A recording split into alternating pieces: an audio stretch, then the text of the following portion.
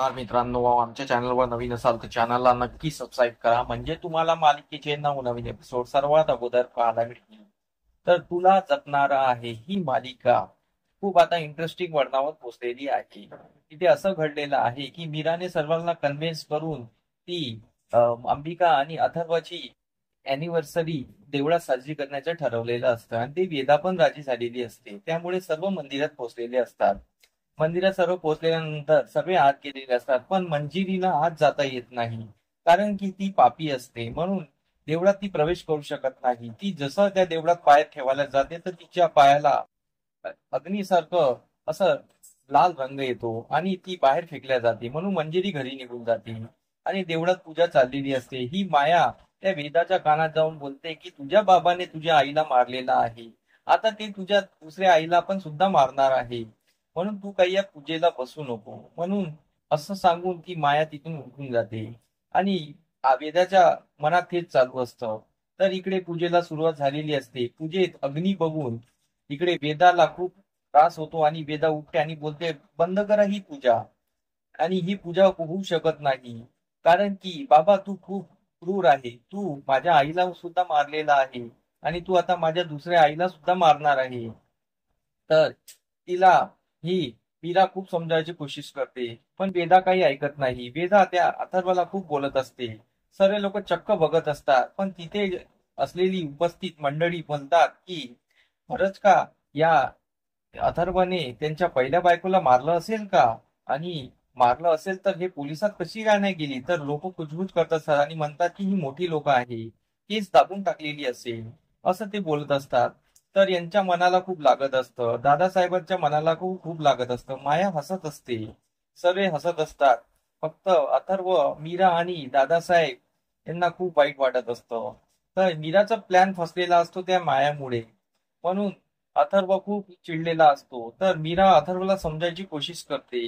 अथर्व तिचा हात झिडकारतो आणि घरी निघून जातो. दादासाहेब पण हिच्यावर खूप चिडलेले असतात, म्हणून सर्व घरी निघून जातात.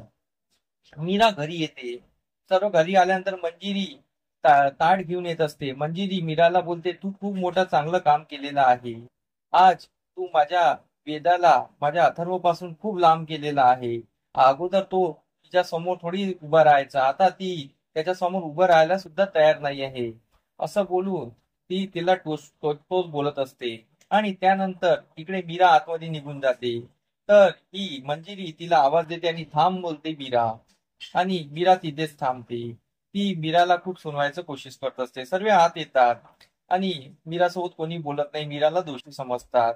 अथर्व पण खूप हर्ट झालेला असतो. अथर्व पण आपल्या खोलीत गेलेला असतो.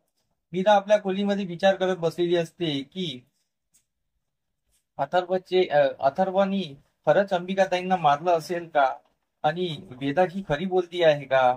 तर तिकडे अंबिका येते. अंबिका मीराला समजावते की तू काय विचार करते आहे, तू अथर्वशी जाऊन बोल. तर मीरा बोलते मी बोलणार नाही. ज्यांनी अंबिका तुम्हाला मारलेला आहे, तुला मारलेला आहे, मी त्याच्याशी बोलणार सुद्धा नाही. मग अंबिका बोलते असं नाही आहे, मला त्यांनी नाही मारलं, मला मायानी मारलेलं आहे. मग अंबिका सर्व घडलेली कहाणी सांगते. मायाने तिला कसं मारलं, कसं तिच्यासोबत अत्याचार केला आणि कसं तिला जाळलं, हे सर्व सांगत असते. तर इकडे मीराच्या कानावर विश्वास होत नाही. मग मीरा उठते आणि सरळ मायाच्या रूम मध्ये जाते आणि मायाला बोलते की तू अंबिका ताईला मारलेला आहे, ते पण जाळून. तर इकडे माया एकदम शॉक होते. माया बोलते हिला कसं कळलं की मी तिला मारलेला आहे म्हणून. माया एकदम घाबरून जाते आणि मग मीरा बोलते आता हे तुझं सत्य मी सर्वांसमोर आणणार. तर इकडे माया खूप घाबरलेली असते आणि मीरा बोलते ठीक आहे, मी आता खाली जात आहे. तर मीरा खाली निघून जाते आणि ती सर्वांना आवाज देते. इकडे आता समोरील भागात आपल्याला हेच पाहणं रंजक ठरणार आहे की मीरा सर्वांना खाली बोलून मायाबद्दल सत्य सांगणार का, हे आपल्याला समोरील भागात कळणारच आहे. तर आमचा एपिसोड कसा वाटला मला कमेंट करून नक्की सांगा. धन्यवाद. आमचा एपिसोड तुम्हाला कसा वाटला हे आम्हाला कमेंट करून नक्की सांगा.